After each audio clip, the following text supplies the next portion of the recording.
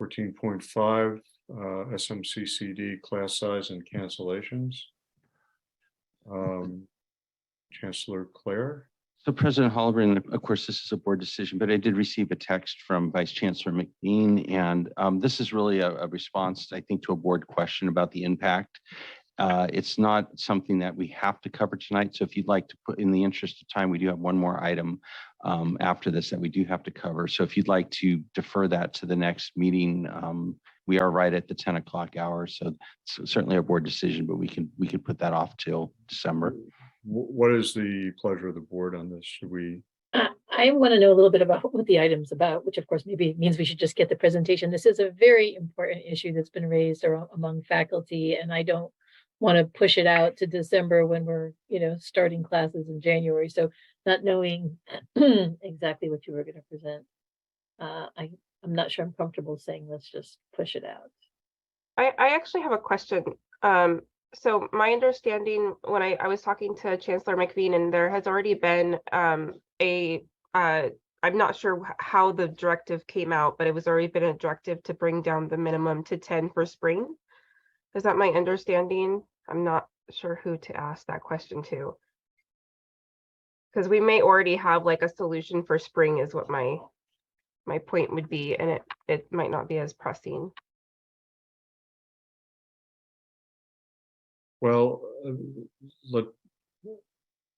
let's do the report. I think we need to have the report. Okay, so everybody tighten your seatbelts. We're going to be at it for a while. Hopefully not too long. I'll try to be brief. Thank you, President Holleran, Vice President Petridis, and the report that's included in your packet and what I'll just present. It was a direct response to a question that you asked Vice President Petridis at a meeting, I believe it was back in September, when we began the discussion of minimum class sizes related to Board Policy 6.04, and specifically asked, what would be the financial impact potentially for the district of having that as the new class size minimum. I do believe it was the discussion of that meeting, and Chancellor Clare, looking at you from my screen, that at least for spring semester, we're continuing with our minimum of 10 without change to policy, because it has been what we've been doing, including this fall. The discussion of the policy is longer term of whether or not we modify that policy, but I believe that was the discussion back in September. It has been the communication that we've had with Cabinet. Chancellor? That's correct. Yeah, we're still at the 10 because we're in an enrollment recovery mode. Exactly. So Trustee Petridis, to your point, so this isn't to make decisions on this, but I did want to make sure that you have this information. The board has it. We'll also be discussing this in District Historic Governance Council on Monday to share with them as we look at what would we potentially recommend, if anything, as changes to that board policy. So what I plan to present is just basically to walk through what's in that report so that you kind of have a sense of how I included it. Happy to take questions at the end of this as well. So I'll try to move with efficiency. So I'll share my screen with everyone. There we go. So again, this is in reference to Board Policy 6.04 that has been brought up and we will be discussing in DPGC and making recommendations. The first set of data that's included in the report looks at class cancellations going back to pre-pandemic, which is a better estimate of what what impact the policy had since beginning in fall of 2021, and you can see the pattern there. Through MOU with the AFT, we did reduce the class minimums to 10 and have maintained that ever since. But you can see going back to fall 2018, spring 2019, that we had a number of sections that would be canceled prior to the start of each term, and what the enrollment was in those sections when they were canceled. And so as you can see, the majority of sections canceled in any given term typically have an enrollment of under 10. But then we get into the consideration of any policy change from 20. And so classes that have an enrollment of 10 to 15, you can see what the cancellation of those types of sections were pre-pandemic, and then again, based on that change that was made, basically no cancellations or almost no cancellations since. And then enrollments of 16 to 19, the next band, very few cancellations as we get closer to that 20 threshold. What's not included in here, but I'm happy to also provide to the board. We did have a report right before the start of the pandemic that showed the number of sections that we did run that were under 20. And for the 2018-19 year, for example, we had 31% of our sections district-wide had enrollments of less than 20. And for all the reasons that we've discussed before, they're required for degree or certificate completion, very specialized majors, possibly because of lab constraints, other things. So we do run sections below 20, but it is used as that general guideline. So this was the pattern of cancellations, and then you can see as we lowered that, we haven't had cancellations in those bands approaching 20. But the real question was asked, so then what would be the financial impact of that? So what we did was we looked at those sections and we used basically the average adjunct hourly cost for all the rest of the sections that were taught in those given terms, and then use the contact hours of the canceled sections to come up with an estimate. Of course, más o menos could be more, could be less, but really focusing on these areas right here, looking at the bands of 10 to 15, 16 to 19, and you can see before we lowered the class minimum, you're looking at somewhere between $200,000 to $300,000 per semester of cost to run those sections. And as we said, right now, we're not canceling those sections, or almost no sections if they achieve that threshold of 10. And so that is the cost that's currently being borne by the colleges in the district, right? Distributed, not evenly depending on the college, but across the district, about $200,000 to $300,000 per term. A little bit more in the fall, a little bit less in the spring had been the pattern prior to us reducing that minimum.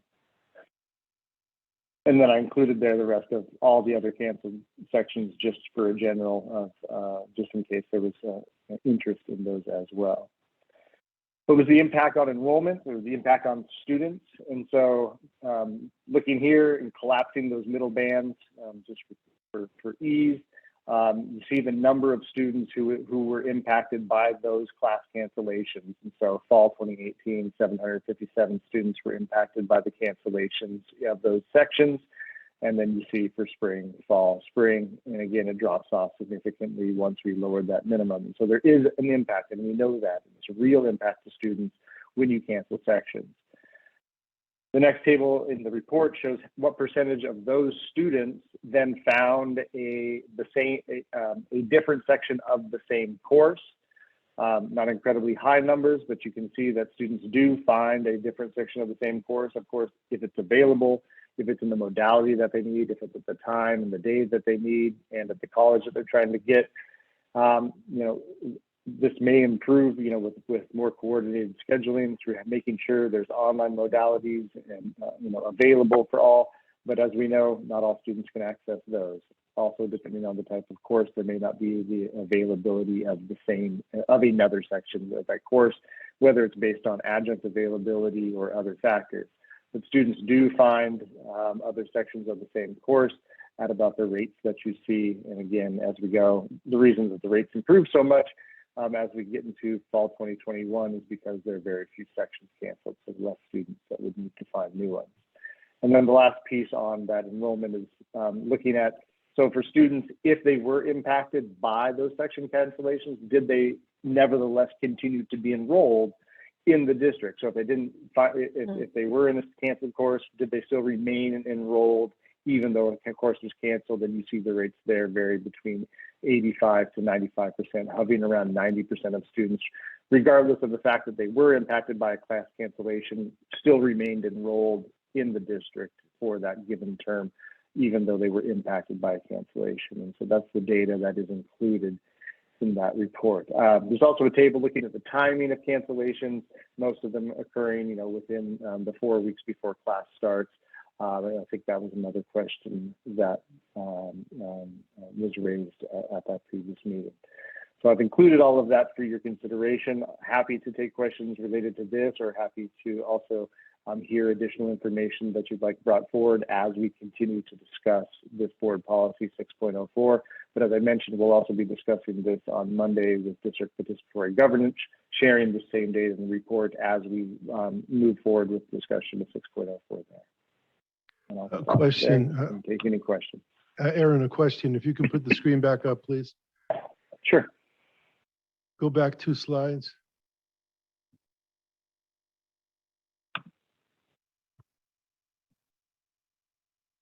So this was the one that basically says that 25% then were able to take another section of that class, right? Yeah, for that first one. Looking at Correct. say, 10 to 12.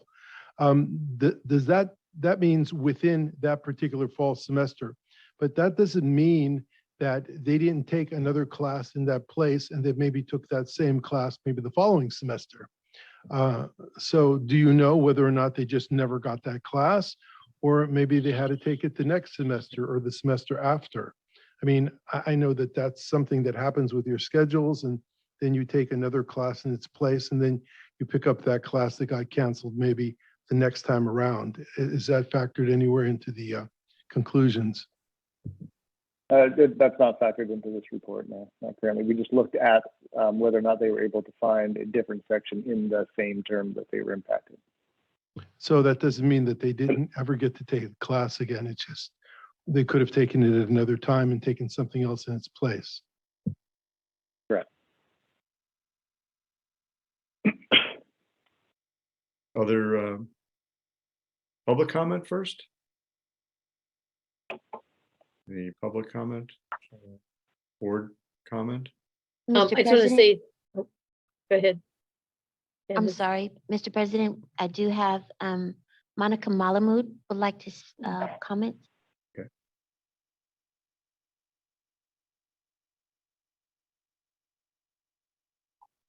Okay, I believe she's on.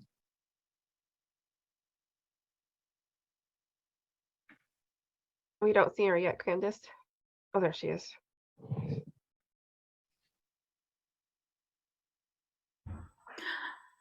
Hello, yes, Monica Malamud, President of AFT 1493. We have been discussing this at AFT, and we believe that the class size minimum needs to be lowered, in particular now because, post-pandemic, we started offering courses in more modalities than we ever did before. And so that actually requires that we have sections at different modalities, and, enrollment then gets spread among those different sections. So that's one reason why the lower class size minimum is needed. In particular, we've seen that the in-person classes take longer to fill or to enroll. And so we know that the board is interested in bringing students back to the campuses, and a higher class size minimum would impact more the in-person classes, which are the ones that tend to enroll later or are slower to get their enrollments. We know that also our students, for a variety of reasons, don't enroll until close to the beginning of the semester. Some of those reasons may be personal to the students. Others are because of how difficult the processes are for, the CCC apply, matriculation, financial aid, getting through counseling registration, getting prerequisite challenges, resolved, and so on. There's a lot of bureaucracy that our students have to go through to enroll. So that brings me to the other point, which is that this policy should have something about the timing of cancellations. It's not just about a minimum, but by when you reach that minimum, because we know that we have to give time to our students so that they have a chance to enroll in classes. And actually looking at the report, it shows that most classes are canceled between weeks 1 and 3. The report only includes the fall semester cancellations. I have no idea why the spring is not included. However, when I look at the academic calendar for this current school year. In that 30 3-week seconds. window, thank you. In that 3-week window, we have the winter recess. So in those 3 weeks out of 15 days, 7 days are colleges or district is on winter recess, and students do not have a chance to enroll. And that's exactly the time when our classes tend to be canceled. So thank you very much. Thank you. Other public comment? I see no one else, Mr. President. All right, board comment, discussion? Just in the essence of time, I want to say thank you very much for putting this together and presenting it, and would love to have some feedback to hear how your meetings go in the next week or so. I'd like to hear sort of what some of the response is and how you're thinking about it. So thank you. Okay, I have a question, or an observation. It appears from table 2 that the cost of keeping class sizes at the 10 to 20 range is a fairly manageable cost, something like $50,000 a semester. So I'm supportive of that policy choice that you described for spring of 23.